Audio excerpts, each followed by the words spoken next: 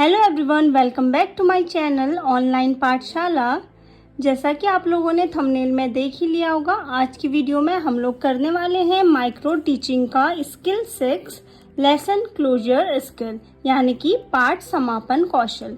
तो हम लोग देखेंगे कि इस स्किल को कैसे प्रिपेयर किया जाता है और जब आप इस स्किल का लेसन प्लान बना रहे हैं तो उसमें क्या क्या मेन पॉइंट्स आपको ध्यान में रखने हैं। तो सबसे पहले हम देखेंगे कंपोनेंट्स को।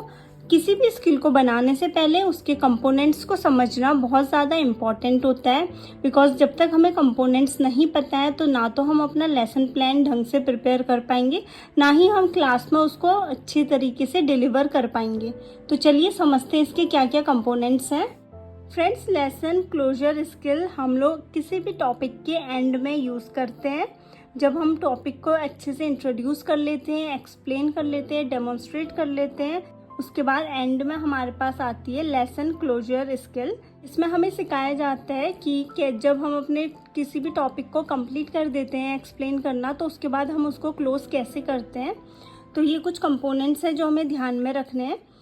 फर्स्ट कंपोनेंट है linking previous knowledge with new knowledge. Component का ये मतलब है कि अब आप जो भी नया टॉपिक पढ़ाने वाले हैं उसको क्या करना है, आपको प्रीवियस नॉलेज यानी कि जितना भी अभी तक आपने बच्चों को पढ़ा रखा है उसके साथ लिंक करते हुए चलना है, ताकि बच्चों को नए चैप्टर से, जो भी नया चैप्टर उनका स्टार्ट होने वाला है, नया टॉपिक स्टार्ट होने वाला है, उससे डर ना लगे, बल्कि बच्चों को एक अंदर से मोटिवेशन फील हो आगे को और पढ़ने को।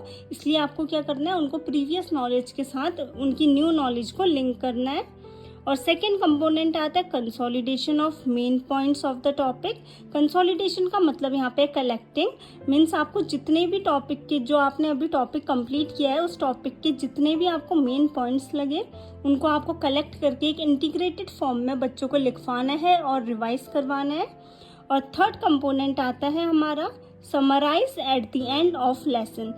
लेसन क्लोजर स्किल जैसा कि आपको पता है किसी भी टॉपिक के एंड पे दी जाती है, तो इसमें आपको क्या करना है, जो भी टॉपिक आपने अभी कंप्लीट किया है उसकी एक समरी बच्चों को देनी है, ताकि वो उनके माइंड में ज़्यादा टाइम तक रह पाए और उनका रिवीजन अच्छे से हो जाए। अब आता है फोर्थ कंपोनेंट, जो कि है linking acquired knowledge to future knowledge. इस पॉइंट का मतलब ये है कि अब तक हमने बच्चों को जितना कुछ भी पढ़ाया है, टॉपिक में जितनी भी चीज़ें कवर की हैं, हमें उस नॉलेज को क्या करना है, बच्चों के फ्यूचर में वो किस तरीके से काम आ सकती है, ये चीज़ बच्चों को एक्सप्लेन करनी है, ताकि उनका इंटरेस्ट टॉपिक को लेकर और ज़्यादा बढ़ जाए। अब हमारा फिफ्थ कंपोनेंट है asking recapitulatory questions to relate learning points. Recapitulatory questions का मतलब होता है जब हम अपनी लेसन क्लोजर स्किल को कंप्लीट कर लें, यानी कि हम उनको समरी दे देते हैं, प्रीवियस नॉलेज के साथ उनकी जो न्यू नॉलेज है उसको लिंक कर लेते हैं, फ्यूचर में क्या यूजेस हैं टॉपिक के वो एक्सप्लेन कर लेते हैं। उसके बाद ये सारी चीज़ें करने के बाद हमें क्या करना होता है, बच्चों से कुछ क्वेश्चंस करने होते हैं। 2-3 क्वेश्चंस रखते हैं हम इसमें, जो कि उनके टॉपिक, करंट टॉपिक से रिलेटेड होते हैं। और ये रिकैपिचुलरी क्वेश्चंस का ये काम होता है कि जिससे हम बच्चे की जो अंडरस्टैंडिंग है उसको इवेल्युएट कर पाएँ कि बच्चों को कितना समझ में आया है, ये देख पाएँ, ताकि हम अपने नेक्स्ट चैप्टर की तरफ बढ़ पाएँ। अब सिक्स्थ कंपोनेंट आता है participation of students. Sixth point जो है गाइस, वो बहुत ज़्यादा इम्पॉर्टेंट है और ये आपको हर एक स्किल में मिलेगा, बिकॉज हम जो भी टीचिंग करते हैं, जिस भी स्किल को यूज़ करके टीचिंग करते हैं, उसका मेन मोटिव होता है वो यही होता है कि स्टूडेंट्स कभी भी पैसिव फॉर्म में ना रहे क्लास में, वो हमेशा एक्टिव मोड पे रहे। एक्टिव मोड कहने का मतलब ये है कि जो इंटरेक्शन है स्टूडेंट और टीचर के बीच में वो हमेशा कंटिन्यूअस रहना चाहिए। ऐसा ना हो कि सिर्फ टीचर आके पढ़ा रहे हैं, बच्चों का कोई रोल नहीं है उसमें, या फिर सिर्फ बच्चे बोले जा रहे हैं, टीचर डिसिप्लिन मेंटेन नहीं कर पा रहे, ऐसा ना हो, बल्कि जो पार्टिसिपेशन है स्टूडेंट्स का वो इक्वल हो, एक इंटरैक्टिव सेशन के साथ हमारा लेसन कंप्लीट हो। तो ये थे कुछ पॉइंट्स। उम्मीद है आपको कंपोनेंट समझ आ गए होंगे। अब हम बढ़ेंगे लेसन प्लान की तरफ, देखते हैं लेसन प्लान कैसे प्रिपेयर किया जाता है। फ्रेंड्स, ये रहा मेरा लेसन क्लोजर स्किल का लेसन प्लान 1। ये थोड़ा सा लेंदी होता है, बिकॉज इसमें हमें होमवर्क भी प्रोवाइड करना होता है बच्चों को, तो इसको 2 पेजेस में ये टोटल बनता है। और ये जो थर्ड पेज है, इसमें हमारी आ जाती है इंस्पेक्शन टेबल।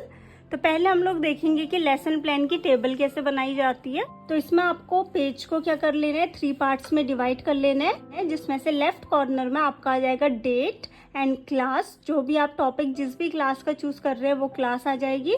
उसके बाद आ जाएगा मिडिल पे आपका सब्जेक्ट, सब सब्जेक्ट एंड टॉपिक। आप अपने अकॉर्डिंग, अपने सब्जेक्ट के अकॉर्डिंग कोई सा भी टॉपिक चूज़ कर सकते हैं। और लेफ्ट कॉर्नर पे आपका आ जाएगा ड्यूरेशन, कि कितना टाइम आपको मिलेगा एक्सप्लेन करने के लिए, जो कि था 6 मिनट्स मिलते हैं आपको माइक्रो टीचिंग में। उसके बाद आ जाएगा पीरियड। उसके बाद बनती है हमारी ये टेबल, जिसमें आप लोगों को 5 कॉलम्स बना लेने होंगे इस तरीके से। सबसे पहले कॉलम में आएगा हमारा टीचिंग पॉइंट। टीचिंग पॉइंट में आपको सिंपली जो भी आपका टॉपिक है वो लिख देना होता है बस। फिर सेकेंड कॉलम में आपका आ जाता है प्यूपिल टीचर्स एक्टिविटी। प्यूपिल टीचर्स एक्टिविटी में आपको जो भी आपका टॉपिक है उसकी एक शॉर्ट समरी देनी होती है। यहाँ पे आपको ज़्यादा डिटेल में नहीं लिखना होता है, आपको खाली एक शॉर्ट समरी प्रोवाइड करनी होती है। थर्ड कॉलम में आपका आ जाता है स्टूडेंट्स एक्टिविटी। स्टूडेंट्स की जब आप समरी दे रहे होते हैं वहाँ पे स्टूडेंट्स का कोई वैसा रोल नहीं होता है, वहाँ पे उनको बस क्या करना होता है, अटेंटिव होकर क्लास में सुनना होता है, ताकि जब आप रिकैपिचुलरी क्वेश्चंस उनसे पूछें तो वो उनका आंसर दे पाए। इसीलिए यहाँ पे को लिखा गया है स्टूडेंट्स आर लिसनिंग केयरफुली, यानी कि स्टूडेंट्स को क्या करना है, ध्यानपूर्वक सुनना है। फोर्थ कॉलम में आता है ब्लैक बोर्ड वर्क। तो गाइज, जो भी हम कभी भी कोई स्किल करते हैं टीचिंग की, तो उसमें हर एक स्किल का एक मेन पॉइंट होता है।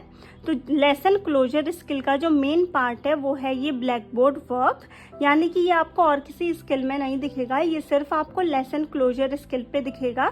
इसमें हमें क्या करना होता है, ब्लैक शीट पे, जिससे कि ब्लैक बोर्ड का लुक आए, इस तरीके से ब्लैक शीट पे हमें क्या करना होता है, जो भी चीज हम ब्लैक बोर्ड में लिख कर एक्सप्लेन करने वाले हैं वो हमें यहाँ पे इस ब्लैक शीट पे लिख के कॉपी में पेस्ट करनी पड़ती है, ताकि हमारे जो टीचर्स हैं जो हमें जज कर रहे हैं हमारी एक्सप्लेनेशन की बेसिस पे, वो यहाँ पे देख के इस चीज को चेक कर पाए। इसके ऊपर लिखने के लिए मैंने सिल्वर ग्लिटर पेन का यूज किया था, ताकि ये अच्छे से विजिबल हो पाए। फिफ्थ वाले कॉलम में हमेशा की तरह हमारे आ जाते हैं कंपोनेंट्स, जिसमें हमें अपने जो आगे हमने कंपोनेंट्स लिखे थे उसकी बेसिस पे कौन कौन से कंपोनेंट्स हमने यूज करे वो कंपोनेंट्स यहाँ पे मेंशन कर देने होते हैं। देन टेबल के नीचे हमारा आ जाता है रिटन एंड सुपरविजन वर्क। इसका मतलब ये है कि यहाँ पे को हमें दिखाना होता है कि कैसे हम बच्चों को सुपरवाइज कर रहे हैं, उनको काम लिखने को बोल रहे हैं। तो ये यहाँ पे लिखा है, आप लोग देख सकते हैं, the teacher instructs the students to write the work written on black board in the answer sheet. यानी कि हमें वहाँ पे बच्चों को एक्सप्लेन करते वक्त उनको बोलना पड़ता है कि जो भी काम हमने ब्लैक बोर्ड में लिखा है आप लोग उनको कॉपी में कर लीजिए नोट डाउन, और उसके बाद हमें क्लास में राउंड लेकर बच्चों का काम चेक करना पड़ता है कि उन्होंने नोट किया या नहीं किया। ये था हमारा टोटल आज का रिटर्न वर्क, जो कि हमें अपने एक्सप्लेनेशन के टाइम पे करना है। उसके बाद आती है क्वेश्चनिंग की बारी। सबसे पहले जैसे ही हमारा ये पूरा एक्सप्लेन हो जाता है उसके बाद हम ब्लैक बोर्ड को इरेज करके अपने रिकैपिचुलरी क्वेश्चंस को बच्चों से पूछते हैं, जिसमें आपको कोई भी 2 क्वेश्चंस ऐसे डालने हैं जो कि आपने क्लास में एक्सप्लेन करे हो, जिससे कि आपको पता चल पाए बच्चे कितना आपकी बात सुन रहे थे और कितना नहीं सुन रहे थे। तो ये क्वेश्चंस आपको लिखने हैं और क्लास में ही इनको पूछना है। इसी के साथ हमारा क्लास वर्क होता है फिनिश। तो जैसा कि ये लेसन क्लोजर स्किल थी तो बच्चों को होमवर्क तो देना ही पड़ेगा। तो अब आती है हमारी होमवर्क की।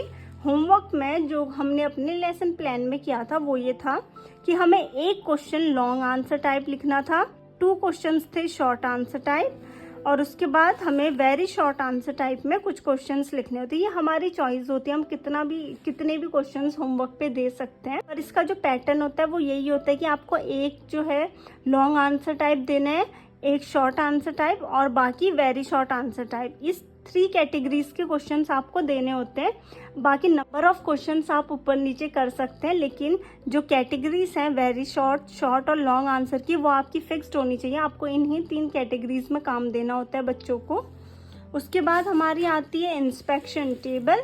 इंस्पेक्शन टेबल का मतलब है गाइज कि इसी के बेसिस पे जो हमारे टीचर्स हैं वो जज करेंगे हमारे एक्सप्लेनेशन को, कि हमने बच्चों को एक्सप्लेन करते वक्त क्या उनकी प्रीवियस नॉलेज को लिंक किया, कंसोलिडेट किया या नहीं किया, मेन पॉइंट्स को समराइज किया या नहीं किया अपने टॉपिक को, linking acquired knowledge to future knowledge, जो भी हमारी एक्वायर्ड नॉलेज थी उसको हमने फ्यूचर नॉलेज के साथ लिंक करा या नहीं करा, आस्किंग रिकैपिचुलरी क्वेश्चंस कि हम कहीं रिकैपिचुलरी क्वेश्चंस पूछना भूल तो नहीं गए, और जो असेसमेंट बाय होमवर्क मतलब हमने होमवर्क बच्चों को दिया या नहीं दिया।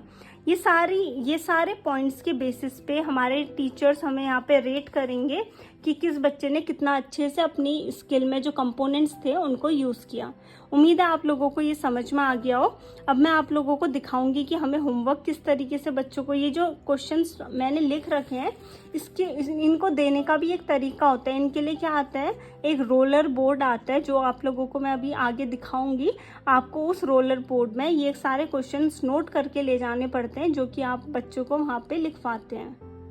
जैसा कि आप लोग देख सकते हैं, ये है हमारा रोलर बोर्ड जो कि ब्लैक कलर में आता है और हमें क्या करना होता है, चॉक की हेल्प से इसमें घर से ही होमवर्क नोट डाउन करके ले जाना होता है ताकि हम क्लास में अपना टाइम सेव कर पाएँ। जब होमवर्क देने की बारी आती है तो हम इसको सिंपली वहाँ पे टांग देते हैं और 25 में से अपना होमवर्क नोट डाउन कर लेते हैं जो कि उनको घर से करके लाना है। और उसके बाद हमें बस एक बार क्लास में राउंड लेके चेक करना होता है कि उनने होमवर्क लिखा या नहीं लिखा। तो गाइज यही था हमारा आज का लेसन प्लान। उम्मीद है आप लोगों को समझ में आ गया होगा कि हमें किस तरीके से बनाना है।